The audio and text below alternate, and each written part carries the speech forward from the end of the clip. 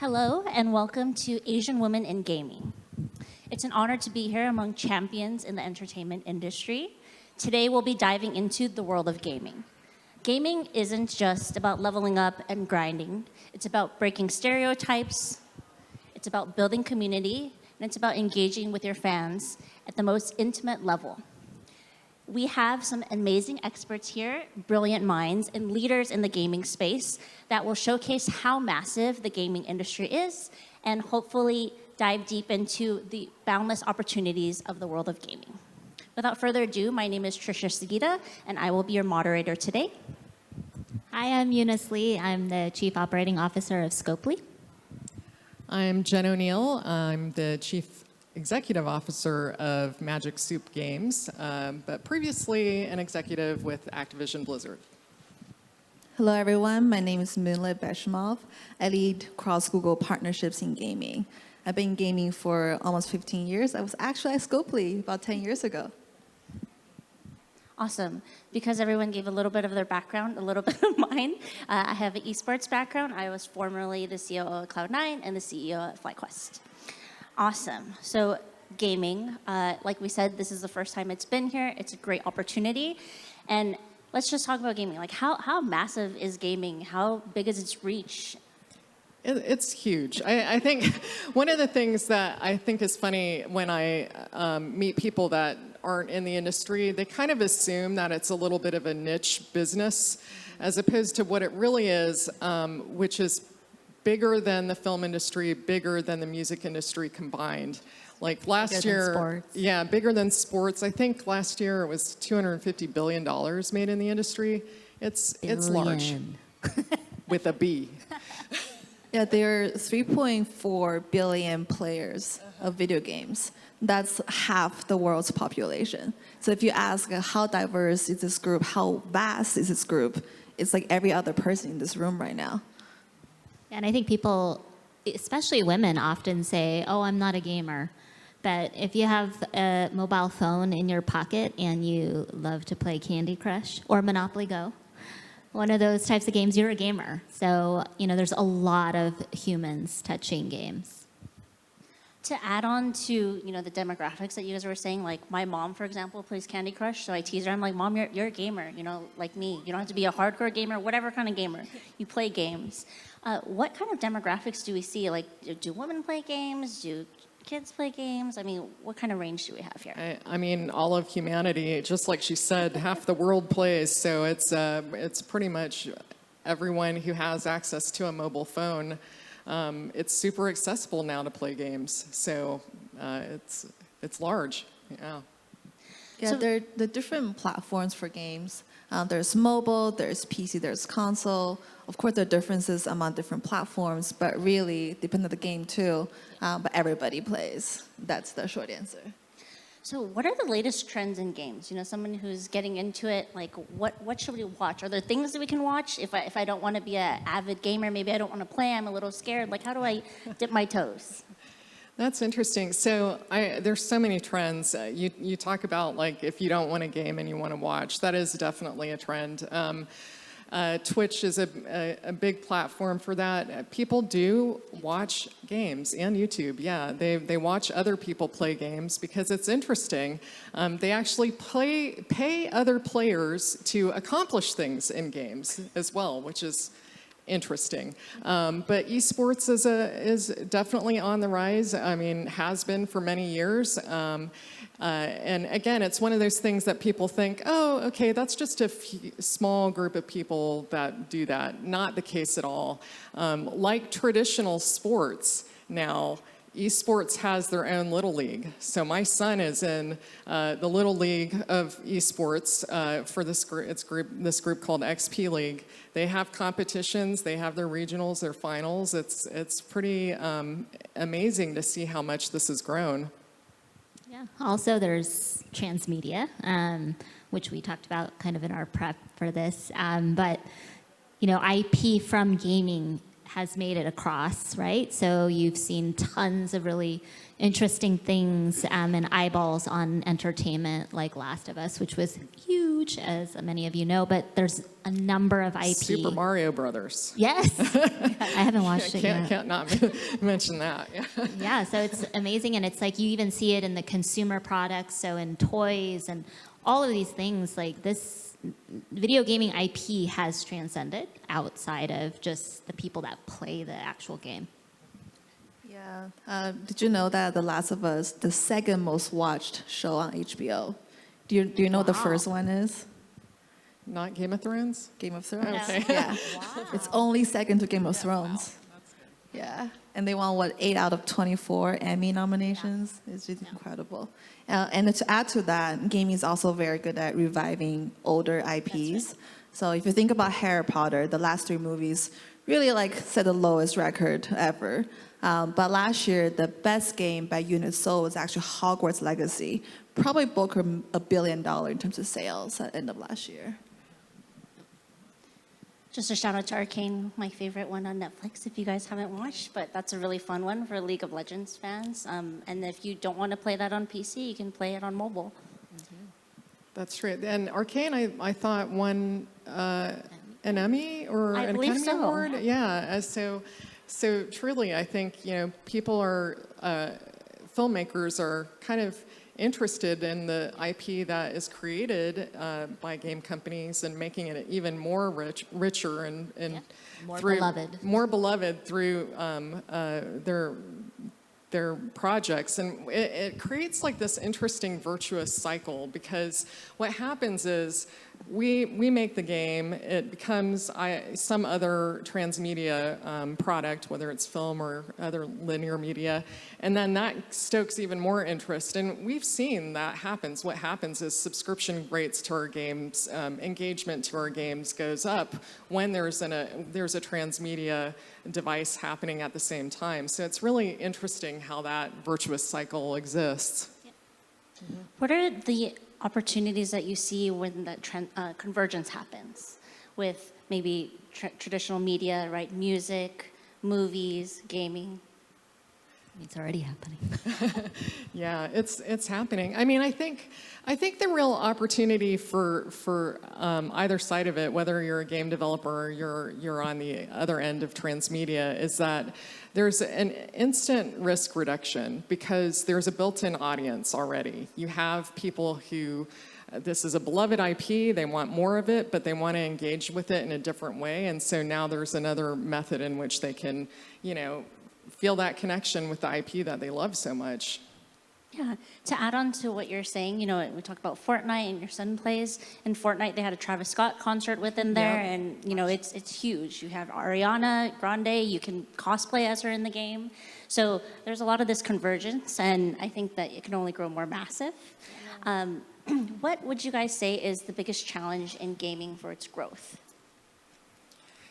Or are there any? Well, it's interesting. I mean, one of the trends that we didn't talk about was live services, and basically, live services. What that means is many games, they're not. Way back when, you used to make a game, ship it, and be done, and walk away. Sell it at the GameStop. That doesn't really happen so much anymore. Now it's a live service, you launch it, and you have this continuous amount of content that needs to be created. And the appetite of the gamer is so voracious. They're like speed eaters. They can just chew up that content super fast before you can put out more. And so it just creates a real big production problem for us. So the amount of content and the speed to market can be challenging. You can add more people, but then the larger the teams get, the more challenging it is to have a cohesive product, from season to season. So, Yeah, we see this trend not just on mobile, which is primarily in-game purchases, microtransaction live services, but it's also true for PC console, the traditional box game markets. I think last year, in terms of revenue made, 50% of revenue on PC consoles made from these microtransactions in in-game purchases. which means if you are a business owner, you can't just create a game and be creative focused. You have to think about it running as a live service game, a live service business, a living business. You have to think about acquisition, how to engage users, how to monetize and how to convert them, how to create a community outside of it. Think about what server to use. It's a lot. It's a lot to think about. Yeah, I also think it's just like in traditional media or music, like it's very hard to capture the hearts and minds and have the stickiness to retain your players, and that loop of what you create and that content that you're serving up has to be super engaging. There's a lot of things that launch every day, but it's very rare to have a true like commercial huge success. And so how you kind of figure out who your audience is, what they want. And I think, with the youngsters, it's even harder to get their attention and to stick to something. So I think that's going to always be a challenge. It's we were talking about this earlier too. Now there's platforms that just have Netflix. Just it's like Netflix. There's a ton of content just available at your fingertips. So Steam is one of these where, like, you just plug in, I want to have a cozy sim game. You can be very specific, and next thing you know, you have all of this at your fingertips to try. And so what happens is, they'll try it for a little bit and then move on to the next thing, which, the gamers can be pretty fickle, and it's hard to hold on to their attention. Once they're loyal, Yeah, they once can they're be loyal. super loyal. There's Yeah. like crazy long-standing franchises in this industry that are just like pretty astounding, to the point of even crossing over from book to movie to gaming. Like Harry Potter is old at this point, but there's a lot of franchises out there. Candy Crush, over 10 years old. Call of Duty, like 20 years. It's I'm like, I don't even know how that works, but having worked with Call of Duty for many, many years myself, but it's crazy. Yeah, I guess that's the beauty of a live game too, right? You also grow up with the game you play. You grow up with the friends you play on there. And speaking of generations, I think every generation gaming expands its audience. Actually, gaming is the #1 entertainment platform of choice for Gen Z and Gen Alpha. This is ahead of reading, unfortunately, watching TV, social media, and all that.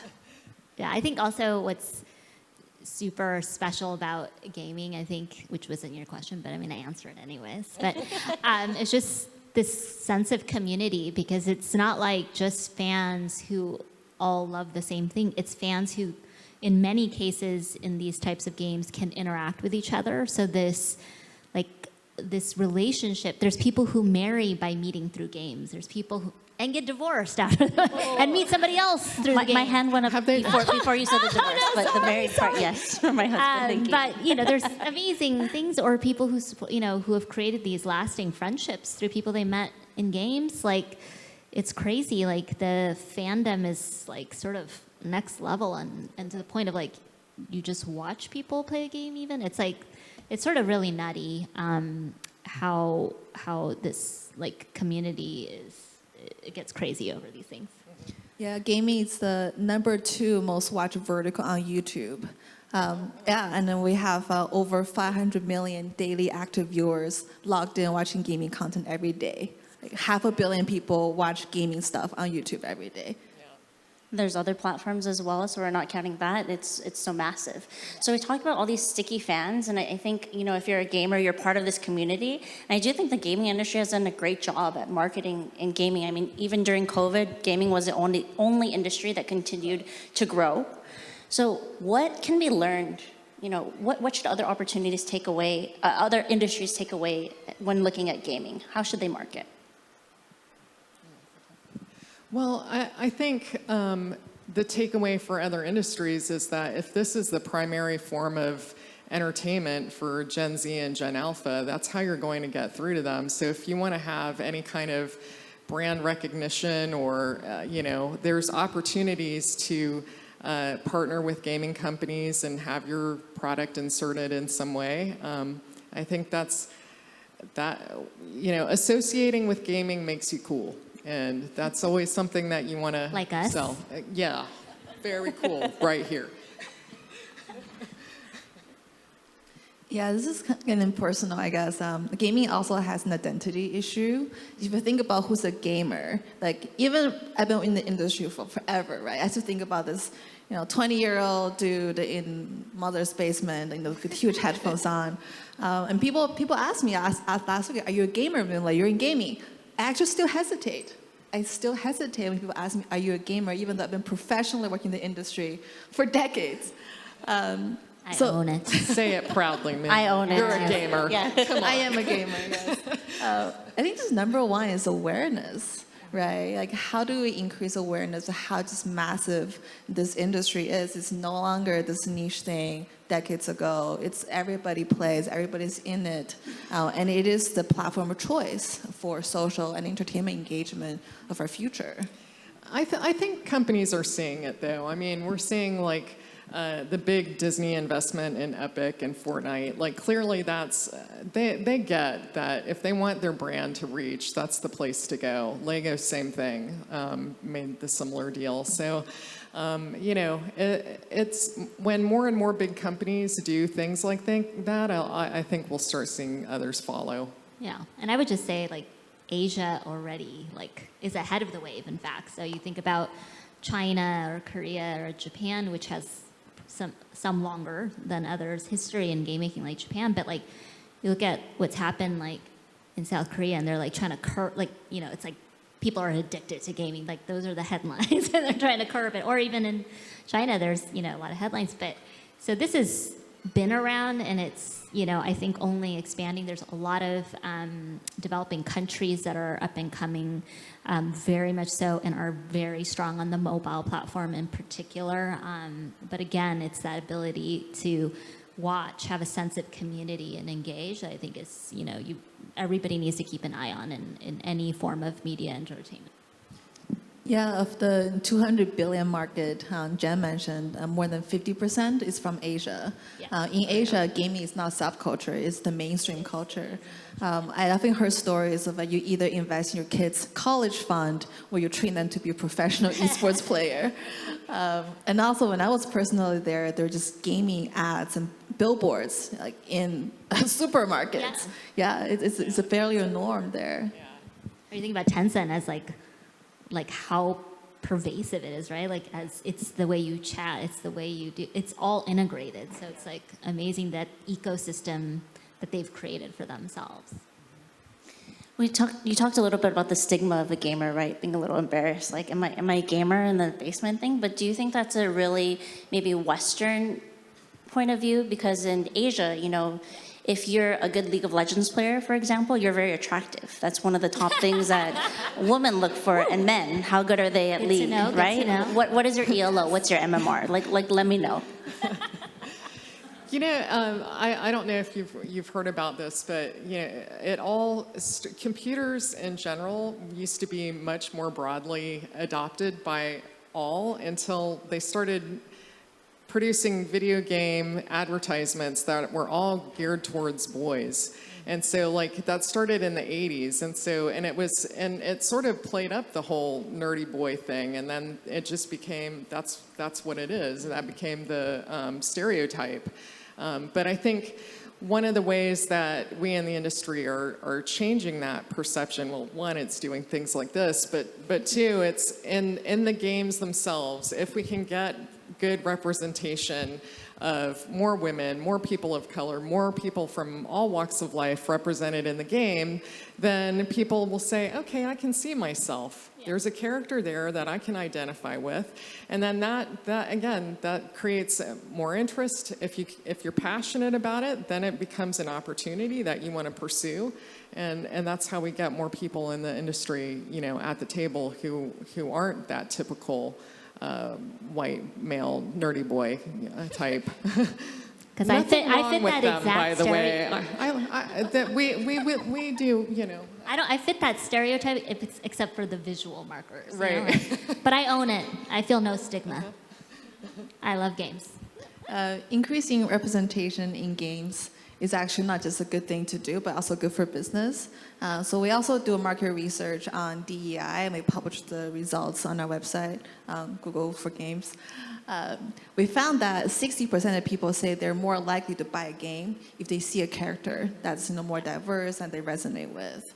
And 70% of people saying yes, it's important to have representation in games. But I think it's even like going beyond to that next level, because I think from my experience in gaming, and I'm sure Jen can relate to this, we've had a lot more conversation about representation, and you see a lot more of that. Like when you go into any game, from a hardcore first-person shooter like Call of Duty, where you have quite a few different cast of characters you can select from to play, and I see myself represented.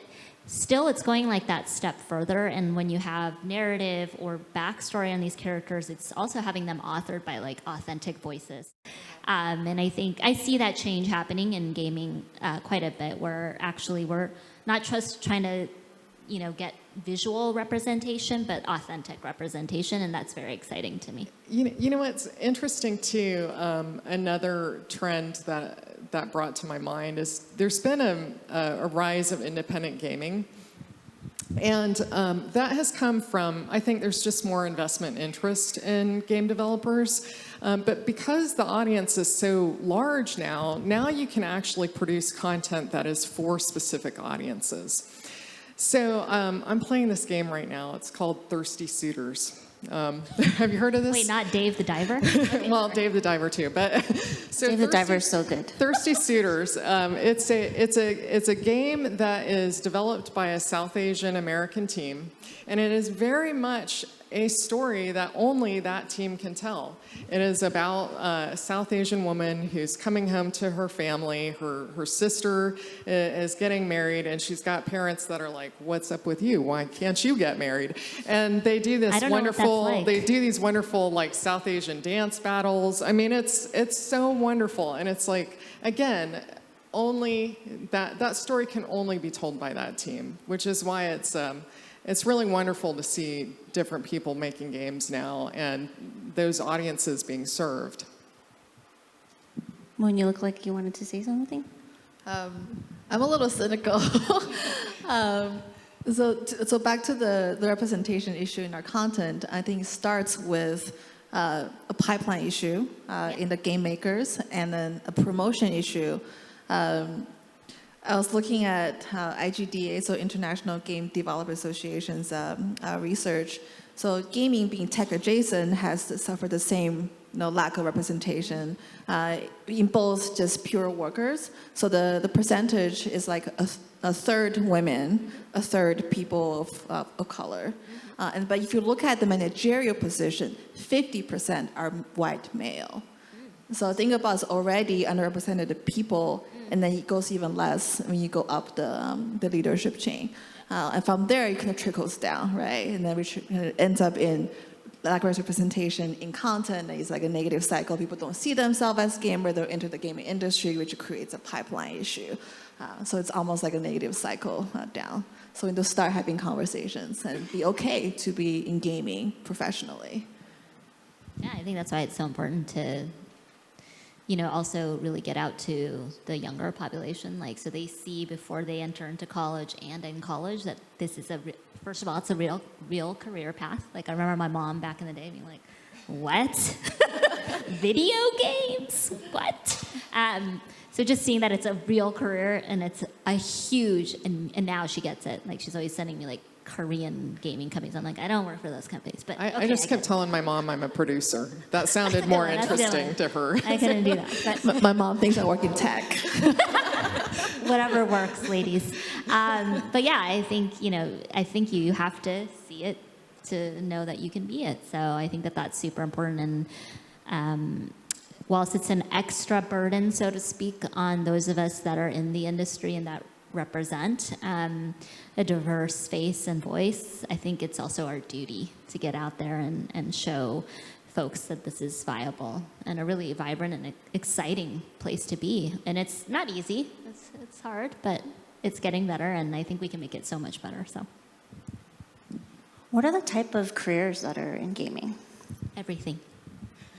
Producer. It's a business, right? So, I mean, there's game development, which in game development, there's designers, and there's many flavors of designers. There's engineers, artists, producers who are basically project managers, and then there's the business functions that run the business. So, you know, you can be in finance and accounting and marketing. Marketing, you probably should know more about games, but for some of those other positions, it's not required that you're a gamer. And I do think that's again another entry point for diverse people to come in if they. You know, if they're feeling, well, you know, I'm not a gamer, so do I fit? No, you totally do. And you'll become one once you join. That's what will happen. It's easy to get passionate It's easy about to our get products. passionate about it. Yeah. Yeah, one reason I love about this industry is that people are very passionate about the industry. Like, you don't have to be an expert in my games, but you need to love this industry.